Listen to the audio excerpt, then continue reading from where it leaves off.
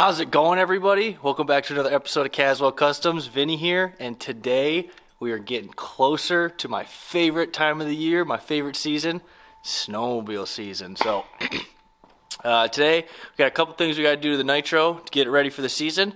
Obviously, my new Polaris is ready to go. Other than we're going to be adding a new silencer to it, a couple little plastics, stuff, simple stuff that we can do no problem. But the Nytro needs some work. At the end of last year, started having the track go bad, so it needs to be replaced. As you can see, just losing lugs all over the place on the track. So that is coming out, getting replaced with this beautiful Camso track. It's a 153, 2.5 inch lug. Gonna be great in that deep snow. And one other thing is we're gonna be adding reverse. We're gonna be putting reverse on this bad boy, which, being a mountain sled, isn't entirely needed. You're not going to be going a lot in reverse and deep snow, but what it's really helpful for is getting it off the trailer and out of the trailer.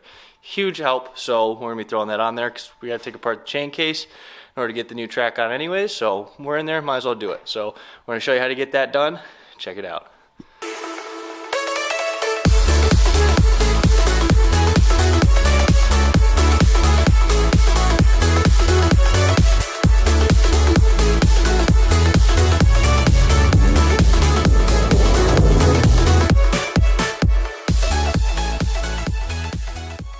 So first thing we got to start with is getting all the plastics off. That way we can get everything. So I'm going to go ahead and start getting the plastics off the front of the sled.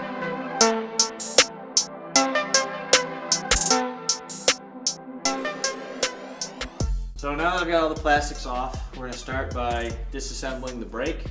So we're going to go ahead and take the brake caliper off, which are these two bolts here in the back.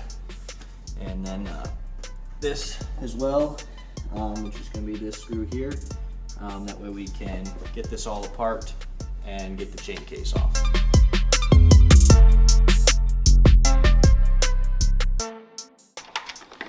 Okay, just like that, pull the brake off.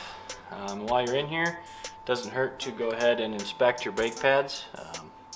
It's gotten pretty nominal use, so brake pads still look really good, so we're just gonna get it out of the way. And now we're gonna go to this. To get this apart, this is your parking brake. You're gonna need an Allen wrench. Just gotta get these off. So I did actually just set the parking brake to be able to get this one out.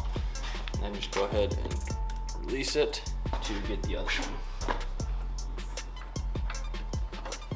And just like that, they have both popped out. And same thing. Just gonna set that to the side. Alright, so now in order to get this brake caliper out, you're going to need snap ring pliers because there's a snap ring that's holding this on. So I'm going to go ahead and grab mine and get this taken off. Just go ahead and take your snap rings, pliers, line them up. And just be careful with that because you don't want to lose that. So once that's off, pull that off and your brake will just slide right off the splines, so just be careful because we don't want to damage those, and make sure you don't lose those pieces either. So just go ahead and set this stuff all where you're not going to lose it, but also just kind of pay attention into what order stuff came out. Okay, so before we get the chain case apart, we're going to have to go ahead and drain it of the fluid. When I did the oil change last year, the easiest way was to actually take this plastic off and drain it out of the fill hole. So my recommendation is if you're doing anything with the chain case and obviously replacing a track, you're going to have to replace chain case fluid, so you might as well do your oil change at the same time. So these plastics have to come off. If you want a detailed video on how to do an oil change on this machine, go ahead and check out our video, and I'll have that linked in the description. We did this last year when I first got the sled. So if you're looking for a video on how to do an oil change on this sled along with chain case oil, go ahead and check that out. So I'm gonna get these plastics off, that way we can drain all the oil. So all you gotta do is get your drain pan underneath the chain case, and all you need is 12 millimeters.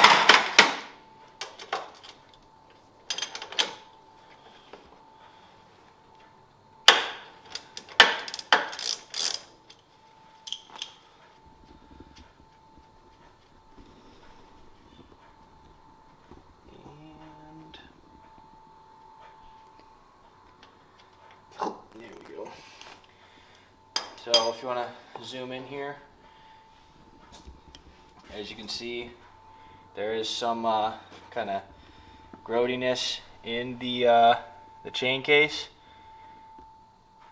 inside that oil. So not in terrible shape, but you can definitely see there's some particulates and stuff in there. That's another thing about us disassembling this, is be able to probably spray some brake clean, stuff like that, kind of clean out any particulates that may have stored in there over the years. Because yeah, it's good to change out the chain case oil every year, but you're not always going to get it perfectly clean, so this is a good opportunity to do that. You're going to take an Allen wrench and loosen that up.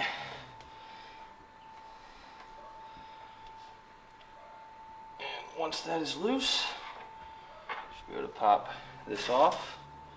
Don't fully take that off, just keep that on there. Now I'm going to be replacing, obviously, with reverse parts. So there's very similar parts across the board, but so you can see over here in this kit, got this. It's the same as that piece over there. And now we should be able to just pull the chain case right out. So this is the chain case for an MTX that has no reverse. And this is the chain case for one with reverse. So you can see there's that mechanism in there that allows you to basically change the gear that we were able to put into reverse. So this is off of a used machine. I did not get it new, but it will work all the same. So this is your chain tensioner. So I'll just slide right off. You got a roller bearing in there.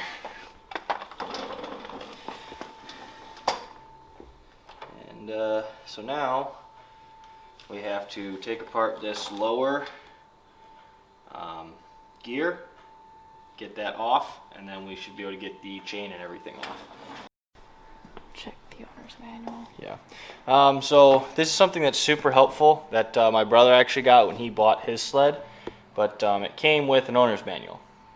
So I highly recommend you get one. You can find them online, download them, either have them available on download or print them off, but this is going to be super helpful with tons of knowledge and tons of information, because there's only so much that you can find out from YouTube. I've learned myself just trying to figure out how to do this. You know, I'm no expert. I'm just willing to try stuff, figure it out, but having the owner's manual has really helped in this process. So if you're not quite sure about something, check the owner's manual.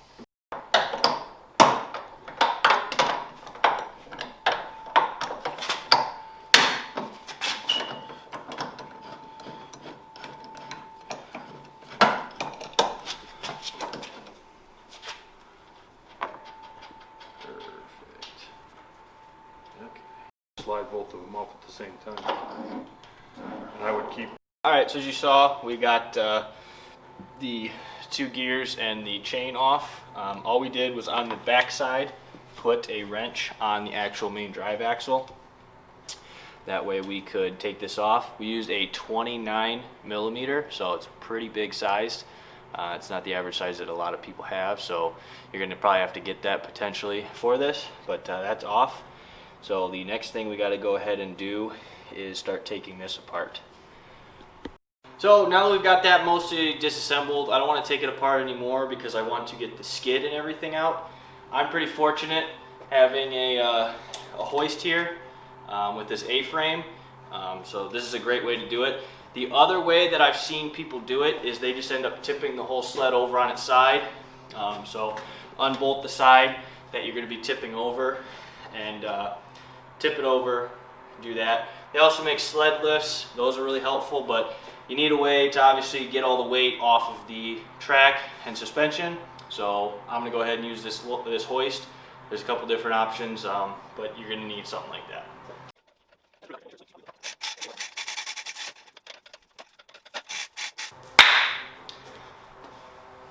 We now have the track off the ground. So it's pretty simple. There's just a couple different bolting points that we're going to have to undo. So there's going to be one here and one here. And then we will be able to take the skid out from underneath the sled. And then we can start undoing the rest of that to get the track out. So it's a 14mm bolt.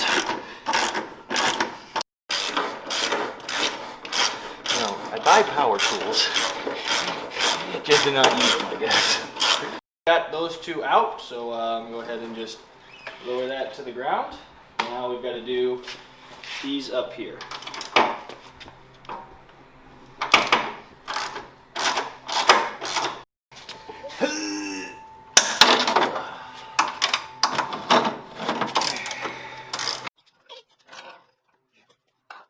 All right, so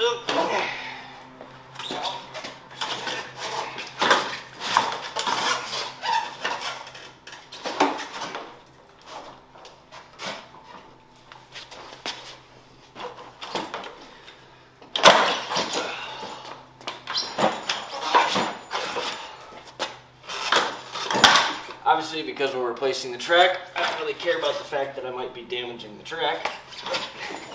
Obviously, don't want to damage this, but we now have the skid frame out. So another good thing to do while you have the skid frame apart is inspect the sliders, see if those need replacing. Mine probably do, but I didn't buy any. And I want to get this done this weekend, so.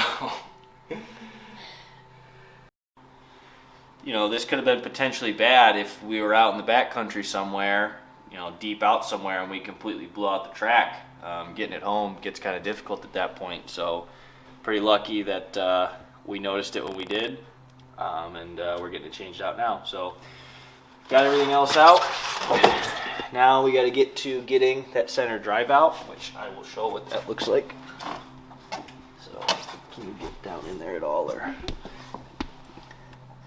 That is what we have to take out. That's what's on that drive shaft, so that's what we're going to do next. So we're going to go ahead and start taking this off. There we go. Same thing we did when we were taking apart the gears off the chain case. We got to get this wrench up on the other side. Get it on that main axle shaft.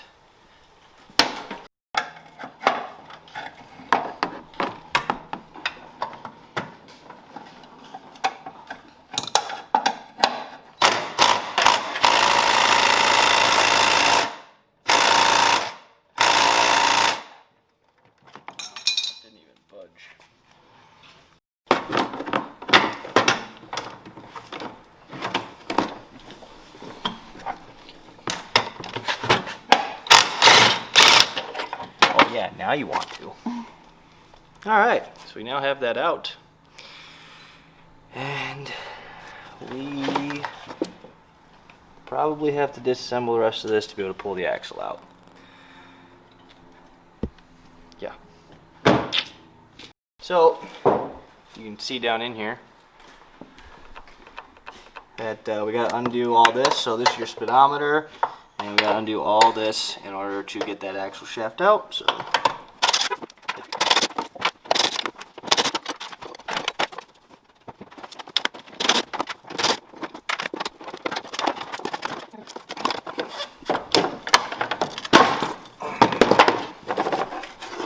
okay, that is now all out of the way. Now, what we're gonna do is lift the tension off the track, and then we can just slide that in and then out. So we'll try and give you the best angle possible. This shaft here is going to go out this direction.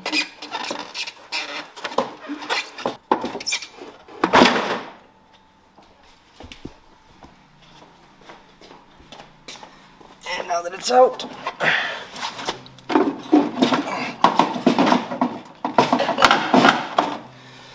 and there is our main axle shaft. So try and be a little bit more delicate than me so you don't mess up the splines. But that is now out. And our track officially removed. So here's our new track. Here is our old track. As you can see, these are super flexed and bent. These are nice and straight. This is how it's supposed to look. This has to do with the fact that you never want to rest your machine on its actual track when you're not using it. So that caused this. It's also caused from not being in deep enough snow. This being a 2.5-inch lug. If you're not in deep powder and it's actually resting on these tips, it's going to start to roll them. So now it's time for out with the old and in with the new. We're going to grab our track, and on it there are actually arrows indicating which direction has to go forward. So this is showing that this is forward. So take it this way, make sure those arrows are in that direction, and bring it to the front. Starting to assemble everything, and we're noticing that this bearing is extremely resistant, so it's not just spinning freely. So check and see if that's still in good shape, and if it isn't, you're going to want to replace it this time. So I'm not going to continue putting this together until I get this new part. Okay, so it's been about 2 weeks. Finally got all the rest of my parts in for fixing all of this. So we're going to take the sliders off.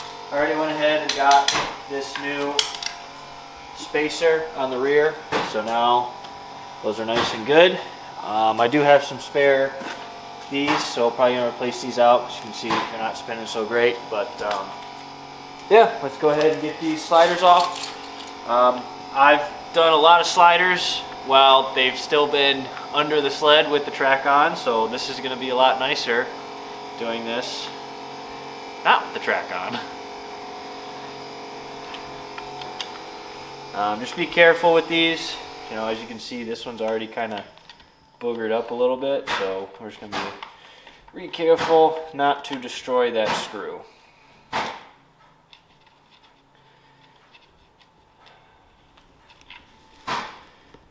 Now the really unfun part.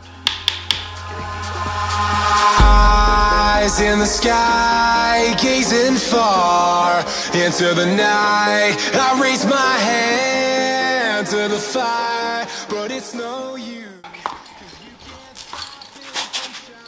There we go. As you can see, there's a lot of rub and wear. That's an old one.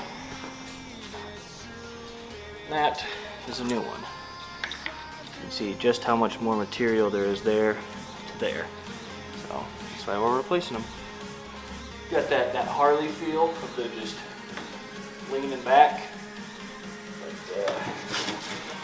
yeah, all right, enough goofing off. So we now have these off.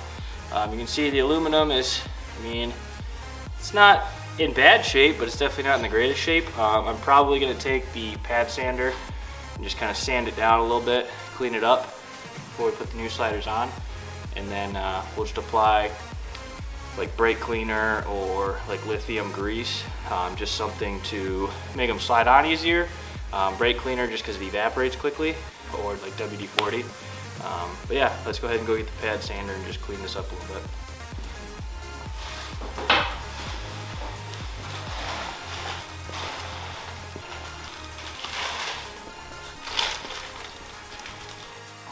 Alright, this is all back together, good to go. Now I'm just going to go ahead and lift the rear end back up and get the track, axle, and everything back in. So let me show you the part that we were waiting on. It was this bearing that goes on this side to basically let that axle rotate. So we're going to go ahead and pull this all back apart, get this bearing back in there, get the track in, get the axle in, and then get the skid in, and then we can start putting the chain case back together. Okay, so we're going to go ahead and lift it up so we can put this end of the axle shaft through this hole here, and then feed it through this bearing on the other side. We've gotten all this back together. I actually had that flipped. I just spin the bearing to the inside. Once you get that all in, you're going to take those torque screws and just tighten them onto the shaft. But now it's all good. So as you can see, the track is in, axle's back in. Now we just need to put the skid back in, and then we're going to put the chain case back together and fill it up with fluid. So not too bad. So go ahead and get a close-up on this so they can pause it if they don't have this manual. But this is the order of everything that has to go in, along with torque specs. So now we're going to put this back together in this order. So I'm going to be learning this along with you, but yeah, just follow the directions. Okay, so we finally have the skid all tightened back up in here. Still got to probably tension the track, but we're mostly good.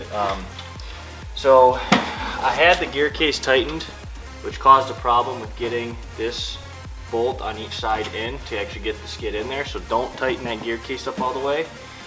Get this slid in, get those 2 bolts in. And back here is the tricky part. So in order to get this bolt lined up here, you have to undo this spring. So you'll undo these bolts, get this out, and let these bend all the way back here, and then lift the skid into alignment. So that was the key to getting this back together. But track and skid are all on, and now just waiting on a few more parts to get the gear case back together, and then we'll show you all fired up and running. Okay, so I've got this back together about 90% of the way. I haven't put Loctite or anything, so I'm going to undo like that bolt and the other one's holding on the chain case, but mostly all together. So let's go ahead and test her out. So you can see we can shift. So let's lift it up and run it.